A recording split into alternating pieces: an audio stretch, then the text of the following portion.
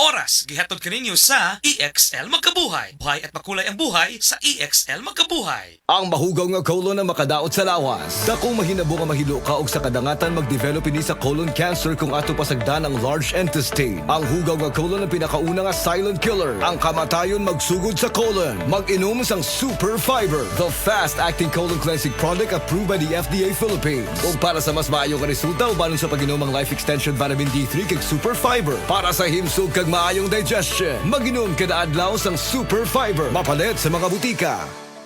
That portion was brought to you by Efficacent Oil, trusted ginhawa ng pamilya. Subay sa panuki-nuki, gikan sa Enero hangtod sa Setyembre tuig 2022, 6.4% sa mga Pilipino ang diabetes mellitus mo'y hinungdan sa kamatayon. Ang akong gipamati, malipong ko, taas akong sugar. Daghan jud kayong pasalamat sa Koy Herbal Capsule. Ang akong sugar ni minus na, imbis 200, nahimo na lang 180. Nawa nang akong panglipong. Inom kanunay sa the original Koy Herbal Capsule. Makatulo sa usa ka adlaw. Aprobado sa FDA. No approved therapeutic claims. That news was brought to you by ACS Manufacturing Corporation, ISO certified world-class quality.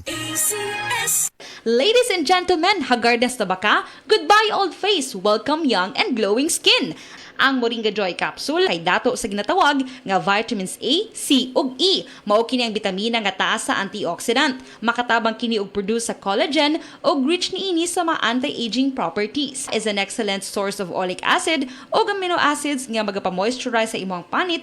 Naay vitamin C ug beta-carotene ug nagapasinaw sa mga dark spots ug hyperpigmentation. Tag 8 pesos lang. Moringa Joy, your happy capsule. Pagbasa sa ikasampung kabanata ng Aklat ni Juan, ang talinhaga tungkol sa pastol, talata 1 hanggang 42.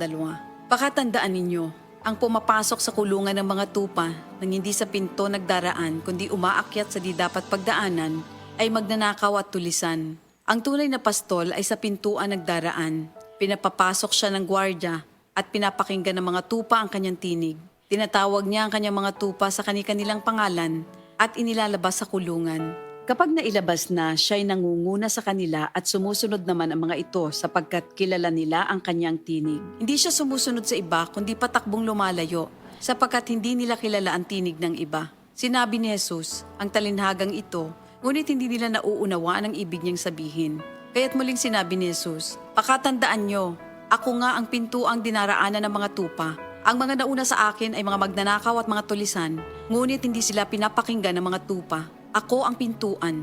Ang sinumang pumapasok sa pamamagitan ko ay maliligtas. Papasok siya at lalabas at makakatagpo ng pastulan. Dumarating ang magnanakaw para lamang magnakaw, pumatay at manira. Naparito ako upang ang mga tupa ay magkaroon ng buhay, ng isang buhay na masagana at ganap. Ako ang mabuting pastol. Iniaalay ng mabuting pastol ang kanyang buhay para sa mga tupa. Ang bayaran ay tumatakas kapag may dumarating na asong gubat. Iniiwan niya mga tupa, palibasa hindi siya pastol at hindi kanya ang mga ito.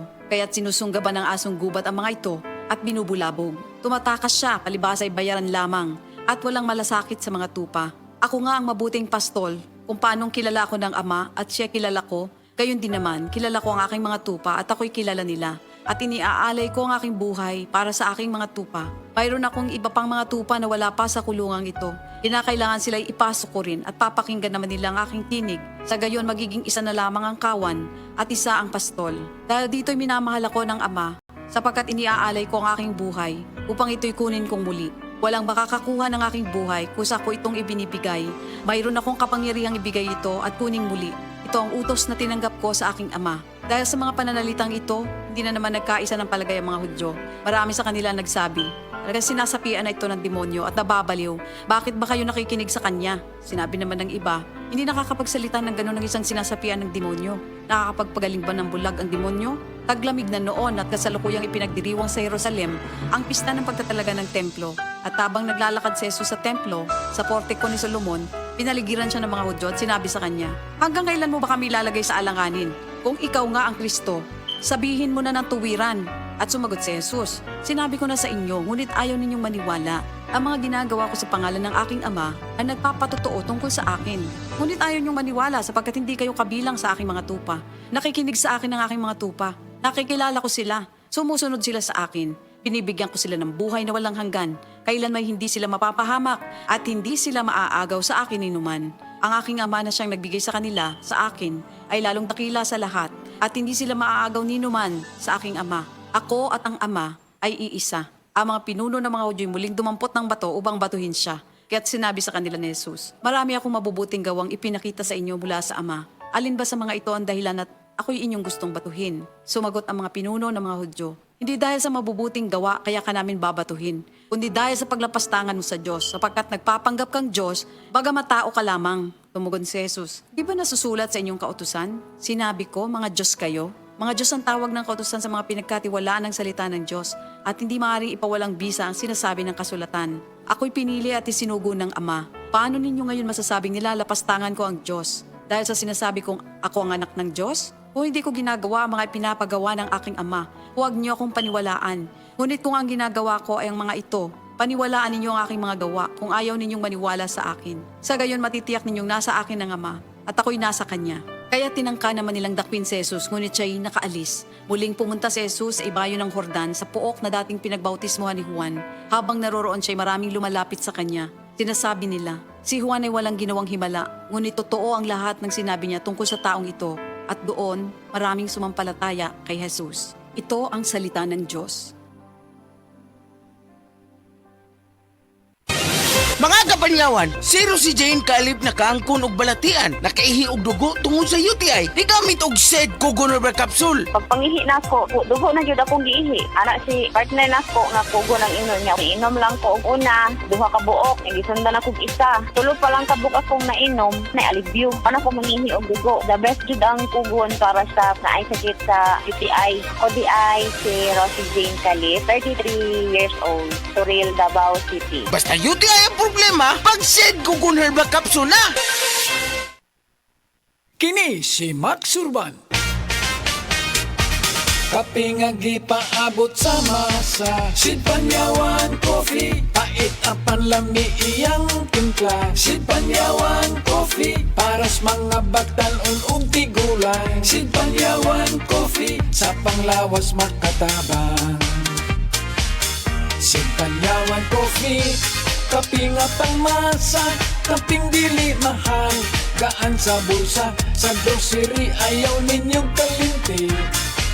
Ang Sid Panyawan Coffee, paborito ni Lolo ug ni Lula. Sid Panyawan Coffee, tilawi lang aron mo tuo ka. Sid Panyawan Coffee, pila kahigop lang mo baskog ka. Sid Panyawan Coffee, sa quality kontento ka.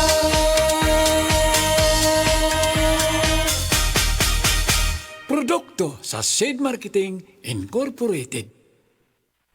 Pag kayo'y nabasagan, madaling remedyohan. Pagkatapos dikitan, Parang bago na naman. Pioneer Epoxy, pandikit ng kristal, kahoy at bakal, pang-repair ng radiator, tambucho, refrigerator, martilyo, kutsilyo, gripo, araro, gero, aparador, pampatibay ng bangka, kisame, etc. Pioneer Epoxy, paborito ng bayan.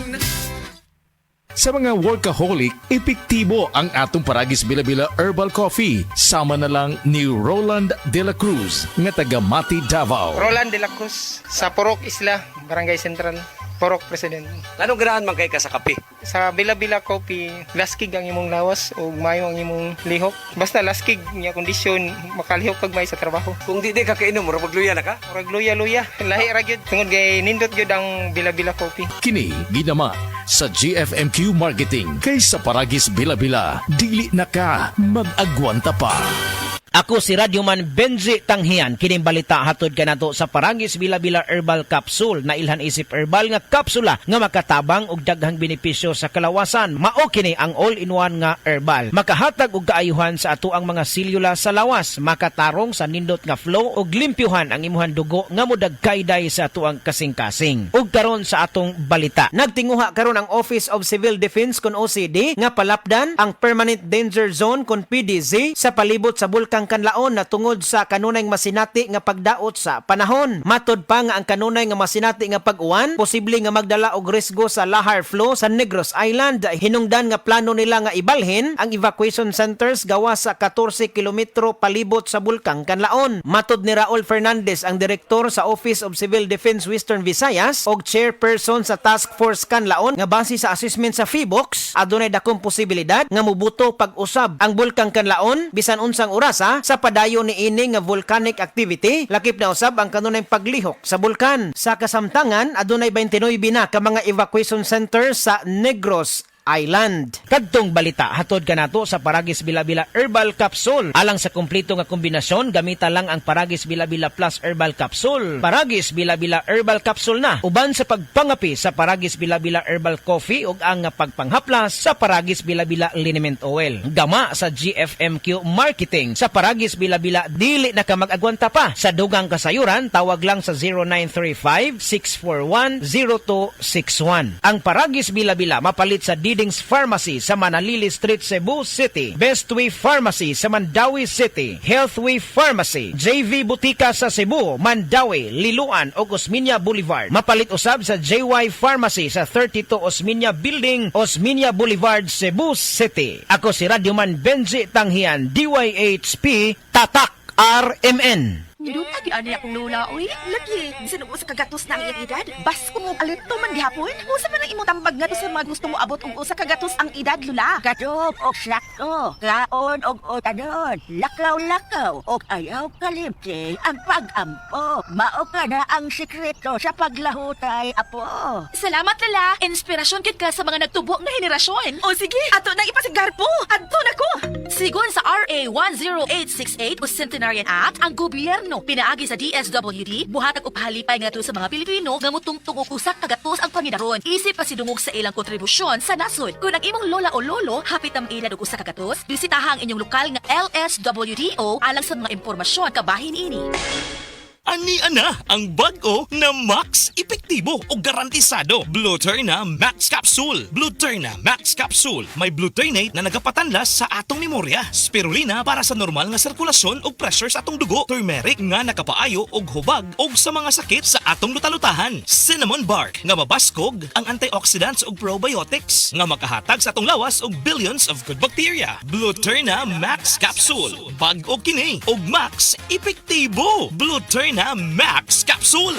Oy, Lo, may kaikaw na ngunay upang umpra karon. Oo, kay bago lang mang nag-payout sa social pension sa DSWD. Ug dako naman ang among nadawat. Maayo di ay, makatabang kinapagpalit sa inyong tambal, gatas ug dugang pagkaon. Salamat kay ni Aumento nagbinuan nga pensyon alang sa mga kabos nga tiguang. Gikan sa 500, nahimo ng 1,000 pesos. Mas nindot na pud karon kay paspas na ug dali ang paghatag sa maong pensyon. Maayo na lang kay nagpakabana dyan ang gobyerno. Oh, asa ba imong paliton, Lo? Tulo ka kilong bugas. Unya, gatas pod. Kung ikaw benepisyaryo sa social pension o gustong maapil, pakigalayon lamang sa opisina sa OSCA o LSWDO aron makasabot kabahin sa maong programa. Ang himsog nga lang subaga, magpasabot usab og himsog nga panglawas sa kanitibukan. Likay sa polusyon sa hangin, pagpanigarilyo o second-hand smoke og mga aktibidad nga makadaot niini. Kauban ang saktong diet, pagkatug og exercise, masiguro ang healthy lungs ug inom og Vitalungs capsule. Protect your lungs and protect your life with Vitalungs. Mga higala, may adlaw ka natong tanan! Kini si Kuya Gulyat ninyong adunay na ilhan nga lamian kaayong tabliya, ang Don Pepe Tablia. Sa kaumot o kalami, walay mudili, sa Don Pepe nga tablia, kini mao'y paborito. Mag Don Pepe. Don Pepe Tablia, sarap ni bay, kung makatilaw ka, magpangita ka.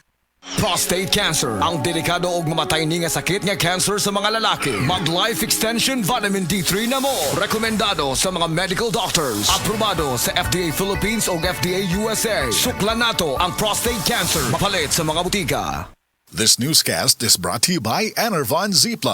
All new best ever Enervon. Enervon Z+.